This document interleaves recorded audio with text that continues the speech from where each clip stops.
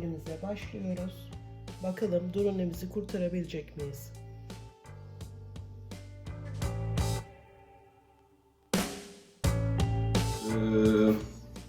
Mavic White Zoom drohnemizi bir uçuş sırasında maalesef düşürdük. Bunun sonucunda da kollardan bir tanesi kırıldı. Bugün o kollardan bir tanesi kırılan kolu değiştireceğiz. Onun için orijinal parçayı ısmarladık internet üzeri. 45 euroya geldi. Şimdi drohnemizi açıp bu parçayı yenileyeceğiz.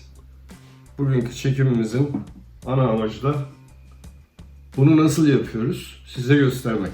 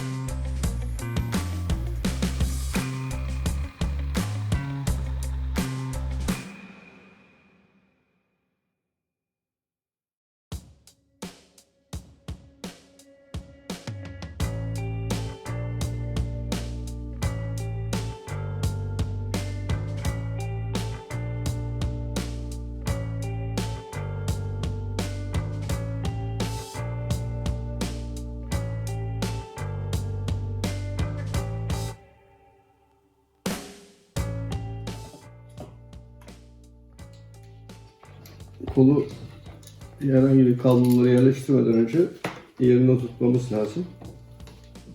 Bütün kabloları çektikten sonra görüldüğü şekilde motor kolunu yerine oturtacağız. Şöyle bir bakalım.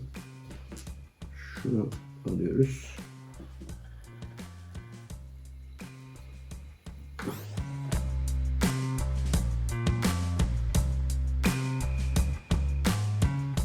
Şimdi drohnemizi hazır vaziyete getirdik. Gördüğünüz gibi bu kolu değiştirdik. Şimdi aküsünü takıp herhangi bir koku gelecek mi gelmeyecek mi onu kontrol edeceğiz. Eğer bir koku gelirse o zaman bir yerde hata yaptık. Yok hayır bir koku falan gelmezse kısa bir test uçuşu yapmamız lazım. Bakalım inşallah bir hata yapmamışızdır. Aslında yapılması gereken şekilde yaptık.